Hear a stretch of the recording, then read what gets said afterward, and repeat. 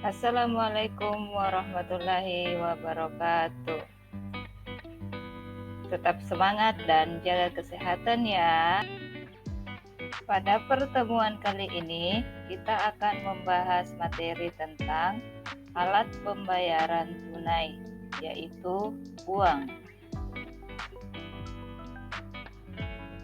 Materi pertama kita adalah sejarah uang. Nah, sebelum kita mengenal yang namanya uang, maka ada namanya istilah barter. Barter adalah sistem perdagangan yang di dalamnya terdapat kegiatan tukar-menukar antara barang dengan barang tanpa melibatkan uang sebagai alat transaksi. Sistem barter pada awalnya digunakan saat sebelum terdapat mata uang. Dan sistem ini dijalankan pertama kali oleh suku Mesopotamia sekitar tahun 600 Masehi. Kelemahan dari sistem barter adalah tidak memiliki standar nilai yang jelas. Maka muncullah yang namanya uang barang. Uang barang adalah uang dengan nilai nominal yang sama dengan nilai barang-barang yang ditetapkan sebagai standar nilai dan dapat ditukarkan dengan barang-barang standar tersebut atas dasar perbandingan tertentu. Namun, uang barang juga memiliki kelemahan, yaitu sulit disimpan dan sulit dibawa dalam jumlah yang besar. Juga sulit untuk dipecah sebagai kembalian. Nah, muncullah yang namanya uang logam. Uang logam adalah alat pembayaran yang memiliki nominal lebih kecil daripada uang kertas. Nominal uang logam biasanya dimulai dari Rp100, Rp200, Rp500 hingga Rp1.000. Bahan dasar uang logam adalah aluminium, kuningan, atau nikel. Namun, uang logam juga masih memiliki kelemahan, yaitu tidak bisa dibawa atau sulit dibawa dalam jumlah yang besar. Kemudian muncullah yang namanya uang kertas. Uang kertas adalah uang yang terbuat dari kertas yang digunakan sebagai alat pembayaran yang sah yang diatur oleh undang-undang. Uang kertas tidak dibuat dari kertas biasa karena bahan kertas biasa tidak awet, mudah rusak karena uang kertas sering dilipat dan terkena air. Makanya uang kertas terbuat dari bahan kapas. Bahan kertas ini terbukti tidak mudah rusak meskipun ditarik-tarik ataupun dilipat. Selanjutnya yaitu pengertian uang. Menurut ilmu ekonomi tradisional, uang adalah setiap alat tukar yang dapat diterima secara umum. Alat tukar itu berupa benda apa saja yang dapat diterima oleh setiap orang di masyarakat dalam proses pertukaran barang dan jasa. Sedangkan menurut ilmu ekonomi modern, uang adalah sesuatu yang tersedia dan secara umum diterima sebagai alat pembayaran bagi pembelian barang dan jasa serta kekayaan berharga lainnya, serta untuk pembayaran utang. Selanjutnya yaitu syarat uang. Syarat uang yang pertama adalah portability, yaitu mudah dipindahkan ketika beredar di masyarakat karena uang harus digunakan dalam kegiatan transaksi. Syarat yang kedua adalah durability, yaitu mempunyai sifat yang tahan lama dan tak mudah rusak hingga bisa bertahan lama saat beredar di masyarakat. Syarat yang ketiga adalah divisibility, yaitu kemudahan untuk dibagi dan dipecahkan tanpa mengurangi nilai asli dari uang tersebut. Syarat yang keempat adalah stability, yaitu mudah untuk disimpan serta mempunyai nilai yang tetap maupun stabil. Syarat yang kelima adalah acceptability, yaitu digemari dan diterima oleh umum, yang mempunyai arti bahwa masyarakat bisa menerima benda tersebut sebagai alat tukar untuk melakukan transaksi. Kemudian yang keenam adalah uniformity, yaitu memiliki kualitas satu saja. Kemudian syarat yang terakhir adalah scarcity, yaitu jumlahnya terbatas dan tidak mudah dipalsukan. Jadi, itu adalah syarat uang. Materi selanjutnya adalah fungsi uang. Fungsi uang dibagi menjadi dua. Ada fungsi asli dan ada fungsi turunan. Fungsi asli itu sendiri terdiri dari alat tukar dan alat satuan hitung. Fungsi uang sebagai alat tukar yaitu uang dapat digunakan sebagai alat penukar semua kebutuhan manusia, baik barang atau jasa, sehingga dapat memudahkan dalam melakukan pertukaran. Sedangkan fungsi uang sebagai satuan hitung, yaitu uang dapat digunakan untuk menentukan hitungan besarnya suatu barang atau jasa. Misalkan ada harga roti Rp1.000, kemudian ada harga air minum Rp3.000. Maka untuk membeli keduanya harus membayar dengan uang sebesar Rp4.000. Nah, itu fungsi asli uang. Fungsi uang yang kedua yaitu fungsi turunan. Fungsi turunan dibagi menjadi 4, yaitu alat pembayaran, alat penyimpan kekayaan, alat pemindah kekayaan, dan alat penunjuk harga. Fungsi uang sebagai alat pembayaran yaitu agar dapat digunakan untuk membayar sejumlah barang atau jasa untuk memenuhi kebutuhan manusia. Fungsi turunan yang kedua yaitu sebagai alat penyimpan kekayaan. Uang dapat menyimpan kekayaan berupa uang yang kita tabung.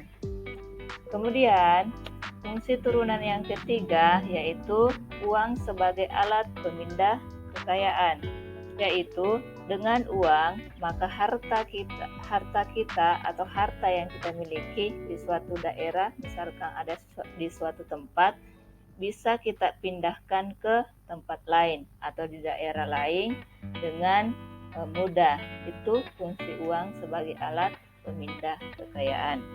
Kemudian fungsi yang terakhir adalah uang sebagai alat penunjuk harga. Nah, uang sebagai alat penunjuk harga berarti uang ini dapat digunakan sebagai penunjuk harga barang tertentu atau barang-barang yang ada di pasar. Selanjutnya, kita akan membahas tentang jenis-jenis uang. Nah, uang dibedakan dalam beberapa jenis. Yang pertama adalah berdasarkan bahannya. Berdasarkan bahannya, uang dibagi menjadi dua, yaitu uang logam dan uang kertas. Uang logam berarti uang yang bahannya itu dari logam berupa emas, perak, atau logam. Sedangkan uang kertas adalah uang yang bahan dasarnya terbuat dari kertas, serta penggunaannya diatur oleh undang-undang. Jenis uang yang selanjutnya berdasarkan lembaga penerbit. Berdasarkan lembaga yang menerbitkan, uang dibagi menjadi dua, yaitu uang kartal dan uang giral. Uang kartal adalah uang yang beredar di masyarakat seperti uang logam dan uang kertas. Uang kartal itu sendiri berarti uang yang kita pakai sehari-hari. Sedangkan uang giral adalah alat pembayaran yang bisa berupa cek, biliet giro, dan sejenisnya. Nah, uang giral ini biasanya berbentuk kartu seperti ATM, kartu kredit, kartu debit, dan sebagainya. Itu jenis uang berdasarkan lembaga yang menerbitkan. Jenis uang yang selanjutnya yaitu jenis uang berdasarkan nilainya. Berdasarkan nilainya, jenis uang ada uang bernilai penuh dan ada uang tidak bernilai penuh. Uang bernilai penuh adalah uang di mana nilai intrinsik sama dengan nilai nominal. Nah, nilai intrinsik itu adalah nilai dari bahan uang tersebut. Sedangkan nilai nominal adalah nilai uang sesuai dengan yang tertera pada uang tersebut. Nah, itu uang bernilai penuh. Nilai intrinsiknya sama dengan nilai nominalnya. Sedangkan uang tidak bernilai penuh adalah uang di mana nilai nominalnya lebih besar dari nilai intrinsik. Jadi, kalau uang tidak bernilai penuh itu berarti uang yang nilai yang tertera di uang tersebut itu lebih besar dari nilai bahannya atau nilai intrinsiknya. Jenis uang berdasarkan kawasannya dibagi menjadi 3. Yang pertama adalah uang lokal, regional, dan internasional. Untuk yang lokal, misalkan di Indonesia berarti kita menggunakan rupiah. Kemudian untuk yang regional itu untuk di wilayah Eropa itu berarti menggunakan euro. Kemudian untuk yang internasional itu menggunakan dolar. Materi selanjutnya adalah pengelolaan uang rupiah. Ada beberapa tahapan dalam pengelolaan uang rupiah. Yang pertama, perencanaan. Dalam perencanaan, berarti penentuan jumlah uang rupiah yang akan dicetak dengan memperhatikan beberapa aspek seperti adanya tingkat inflasi. Kemudian, tahap percetakan. Dalam percetakan dilakukan dengan menunjuk BUMN, Badan Usaha Milik Negara, sebagai pelaksana pencetakan. Kemudian selanjutnya ada pengeluaran dan pengedaran. Pengeluaran dilakukan dengan menetapkan tanggal, bulan, dan tahun mulai berlakunya sebagai alat pembayaran yang sah. Pengedaran dilakukan oleh BI, Bank Indonesia, sesuai dengan kebutuhan jumlah uang yang beredar. Kemudian pencabutan dan penarikan.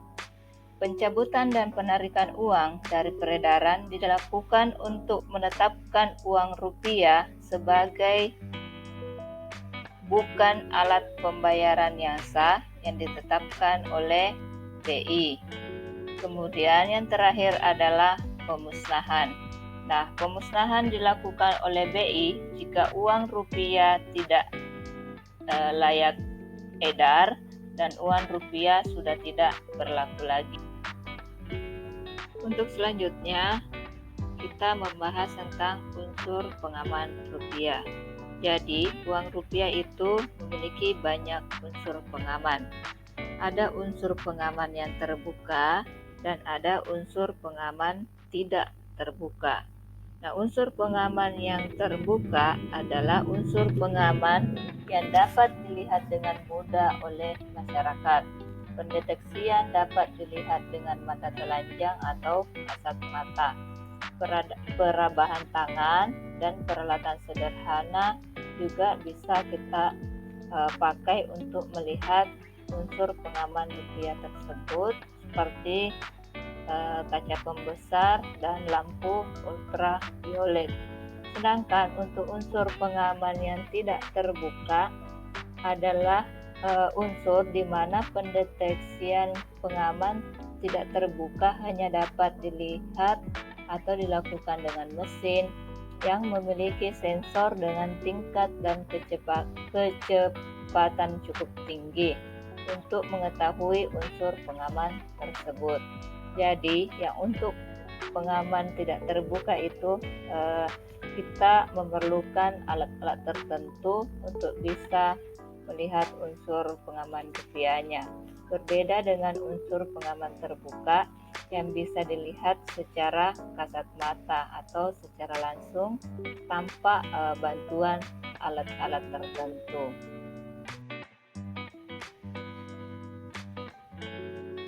Materi selanjutnya adalah alat pembayaran non-tunai.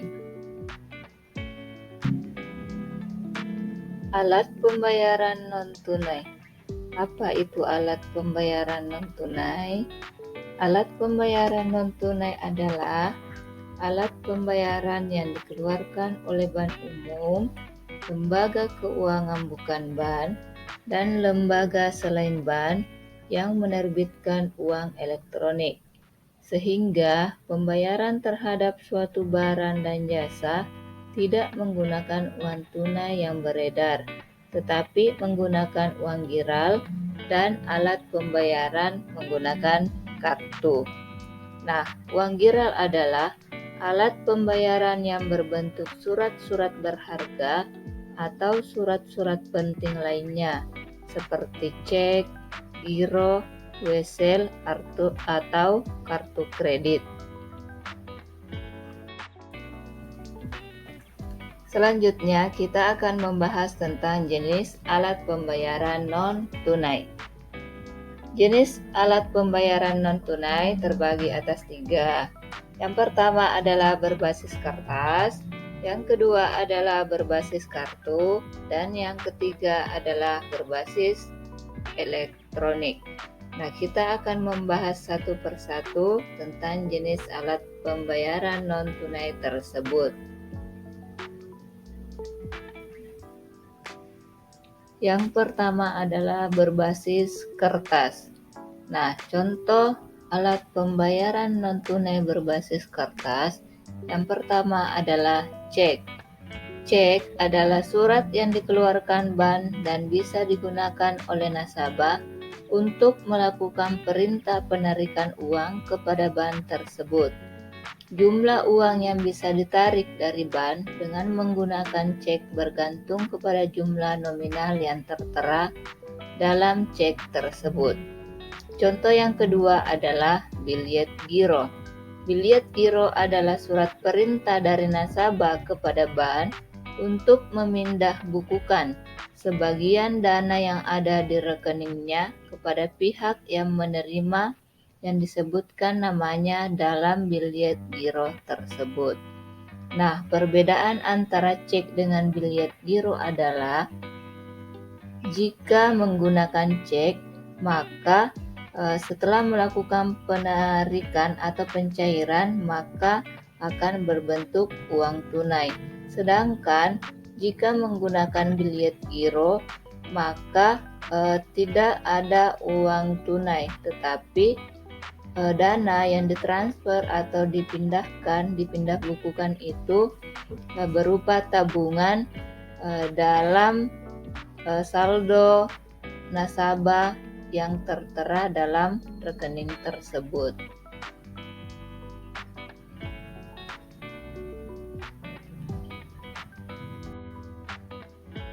Selanjutnya adalah alat pembayaran non-tunai berbasis kartu. Nah, contoh alat pembayaran tunai berbasis kartu ada kartu debit, ada kartu kredit, ada kartu elektronik, dan ada kartu ATM. Kita akan membahas satu persatu dari contoh alat pembayaran tunai berbasis kartu tersebut.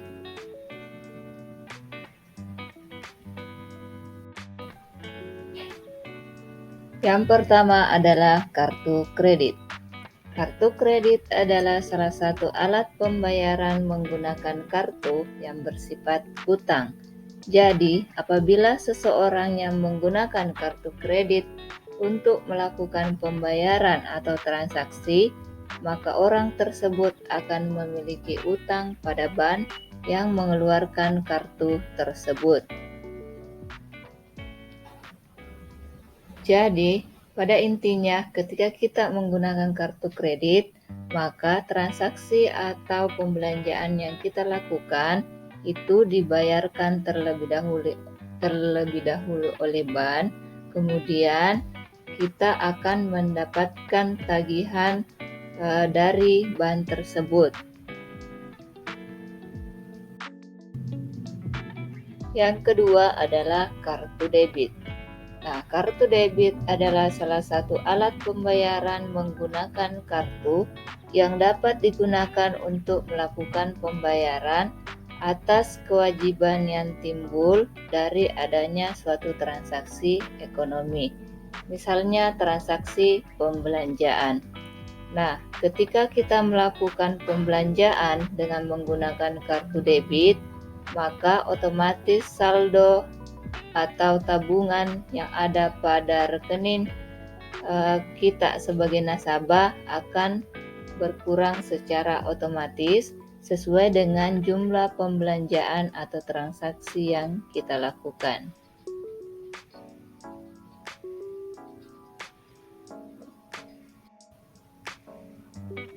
Selanjutnya adalah kartu ATM.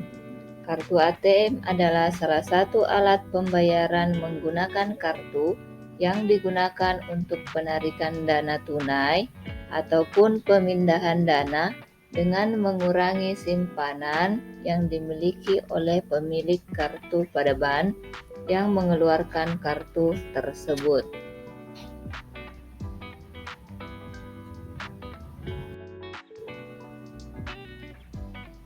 Selanjutnya, kita akan membahas tentang kartu elektronik atau biasa disebut dengan e-money.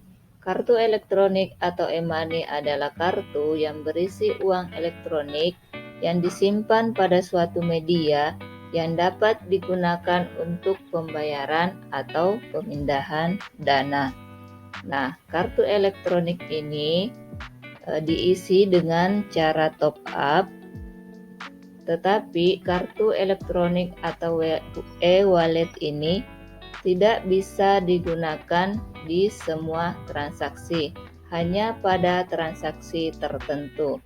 Contohnya adalah menggunakan e-tol. Jadi bisa membayar e-tol dengan menggunakan kartu elektronik.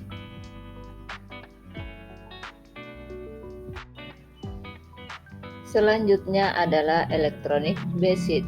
Seiring dengan berkembangnya teknologi, muncul namanya mobile basic, yaitu sebuah sistem yang membolehkan nasabah untuk bertransaksi lewat seluler atau handphone. Nah, contohnya adalah internet banking dan mobile banking. Internet banking adalah fasilitas yang dapat dinikmati nasabah untuk melakukan transaksi perbankan melalui jaringan internet kapan saja dan di mana saja. Kemudian dengan menggunakan mobile banking. Nah, biasanya mobile banking disingkat dengan m-banking, merupakan transaksi perbankan melalui media handphone baik dalam bentuk aplikasi m-banking ataupun aplikasi bawaan operator seluler. Perbedaan dari internet banking dengan mobile banking adalah jika menggunakan internet banking, maka cukup dengan mengakses link website bank tertentu untuk membuka internet banking. Sedangkan jika menggunakan mobile banking, maka cukup dengan menginstal, mendownload aplikasi m-banking pada handphone tersebut.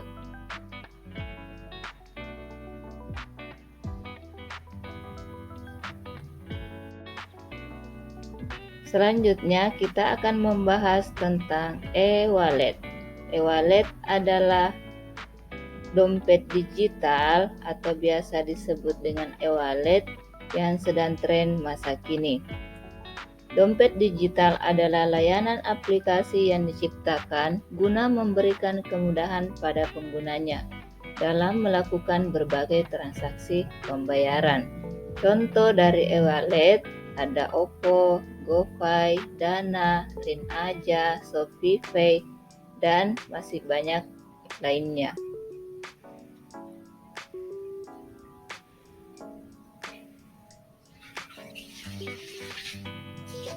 Cara menggunakan e-wallet adalah cukup dengan mendownload aplikasi e-wallet pada smartphone, kemudian mengisi dompet digital dengan cara top up. Dengan cara top up, maka dompet digital sudah terisi saldo dan bisa digunakan untuk melakukan transaksi-transaksi atau pembelanjaan sesuai dengan kebutuhan.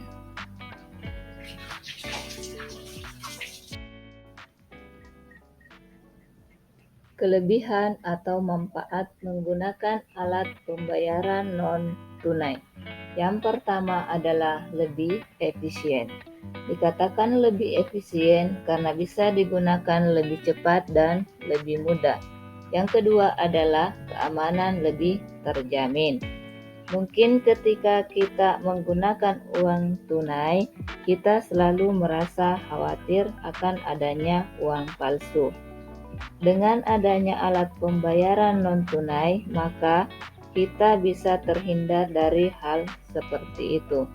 Kemudian kelebihan yang ketiga atau manfaat yang ketiga adalah pengeluaran lebih terkontrol.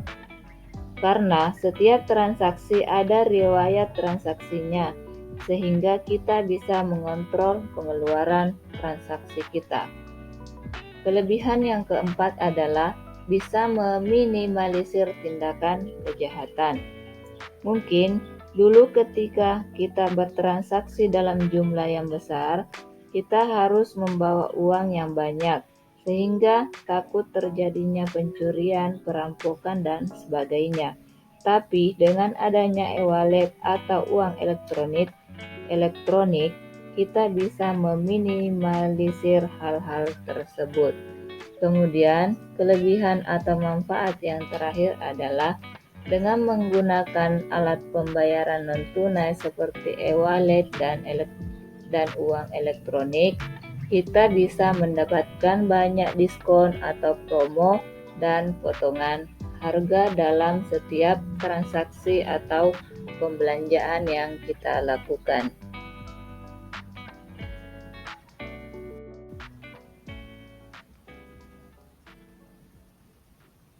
Sekian dan terima kasih. Semoga materi pembelajaran ini bermanfaat dan jangan pernah lelah untuk belajar. Wassalamualaikum warahmatullahi wabarakatuh.